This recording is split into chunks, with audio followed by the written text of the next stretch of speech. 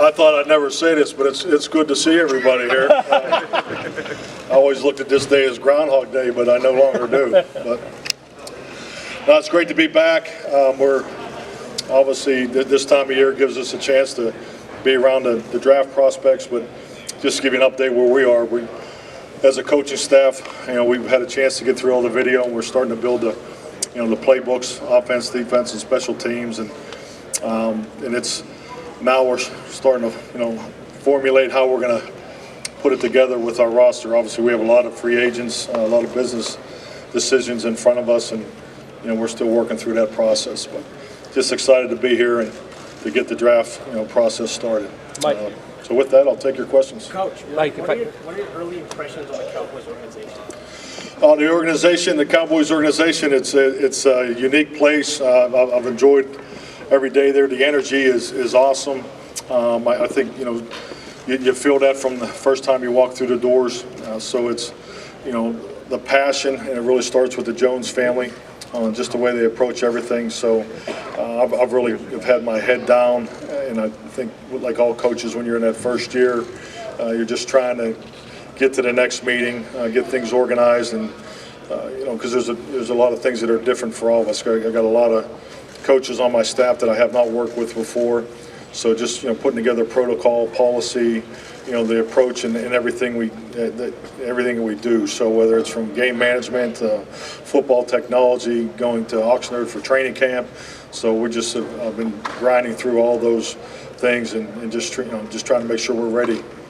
We will be ready when the players get back officially April 6th. Is Dak Prescott your franchise quarterback? Dak Prescott? No, definitely. I mean, it's exactly where we want to be with Dak. I think what he's done to this point, speaks to itself. I mean, and really, Dak he's in a business situation right now. I've gone through this as a head coach with a number of my players in the past, and I think, like anything, it's just time to be patient and let the business people work out the business matter. And, hey, Coach, that's really where we are as an organization, and that's where Dak is in his personal flight to get a contract done. And Coach, the play calling verbiage that you're known for, we can just go one at a time. I'm not hurried. Any concern about if they have to tag him and he doesn't get the deal done, not being available for the off-season program? Really the hypotheticals. Really, it's not really anything I've ever spent much time thinking about. We'll just take it one day at a time, and it's a business matter. So obviously all the things that are involved with that, those are really for Jerry and Steven and Dak's representatives. Hey, Coach, the play calling verbiage that you're used to using, a number of players here, they only know signs. Have you given thought to adjusting it for the modern college player? Because they only know signs coming off the sideline as opposed to, toss 38, halfback lead, fullback pass to Y. Okay.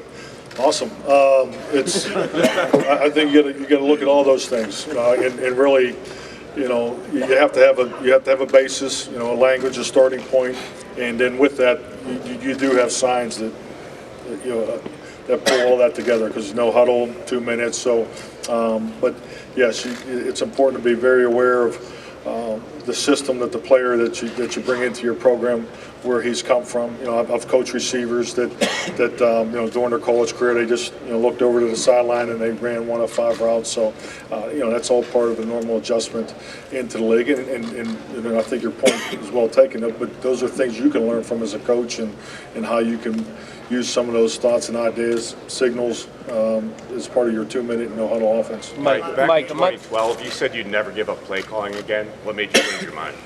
I have a new job. I get to start over and take all those never again statements back. But no, I think when you just look at the big picture, these decisions that I'm making, particularly early in my tenure, I've had a lot of time to think about it. I've had a chance to study the opportunities that were in front of me for quite some time.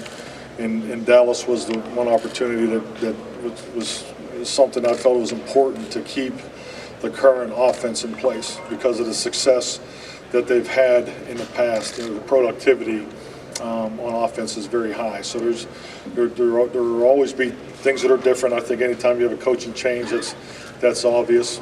Our approach to offense will change. The design of how we put things together will be different.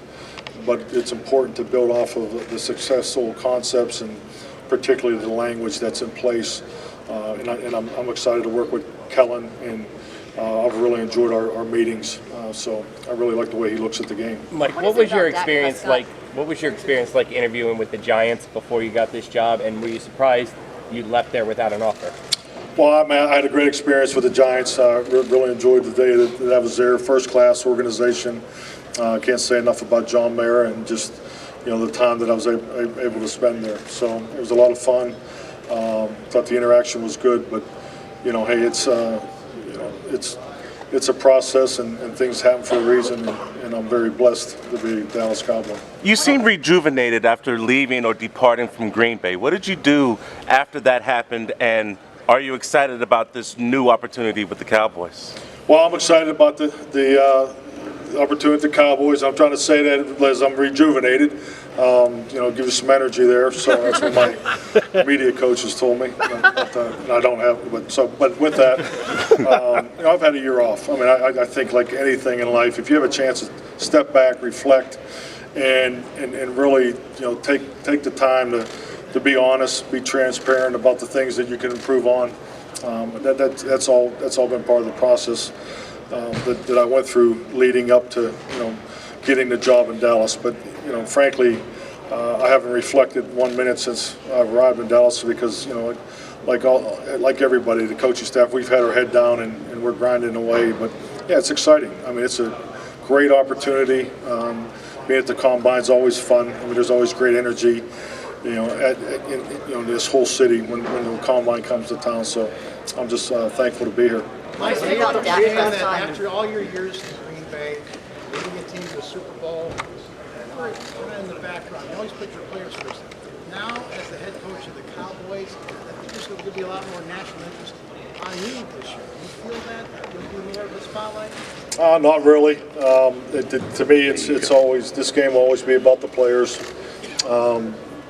And you can never lose sight of that. I mean, the locker room, it's something that I've always preached as a head coach. The locker room is the most important room in the building, and all your resources and your attention and your energy needs to point towards that because they play the game.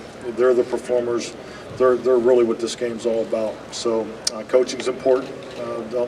I'm not saying that at all, but at the end of the day, they're the priority. So, and I think that needs to be the case. When we talked after you got hired, you said Dak Prescott was the type of quarterback that could get you a championship. Why? Well, I think, number one, you just look what he's done in his time in the league. I mean, I think he's been impressive. I know I've been impressed with him since the first time I saw him play live, up in Green Bay when they came to Lambeau there. So, first impressions I think are very important when you see quarterbacks on the field because in-person evaluations, particularly at that position, I've always carried more weight as far as how I felt about a player. So I think he's gone off to a great start. He's built a really good foundation. I'm told he's a tremendous leader. So in my philosophy, as we get with the personnel department and as we go through that, I mean, the defenses get you to the championship. The quarterbacks win championships, and I definitely feel Dak is that quarterback. Have you had Piggybacking- interactions with him lately? Sorry? You had interactions with him lately? We've been in touch. Yeah, we've been in touch. Just by phone call or? Yes. Just once again, he's going through this business situation, and I think we all need to respect that. Piggybacking off of her question, the last 4 times that the Green Bay Packers have met the Dallas Cowboys, Green Bay has won that. Now that you're the new coach of the Dallas Cowboys, can you bring change in Big D? Well, I mean, our goal is to win every game. So, I mean, that's why we'll prepare the season. So it doesn't matter who the opponent is. Coach, what are your thoughts on the newly proposed CBA? I'm just watching like everybody else.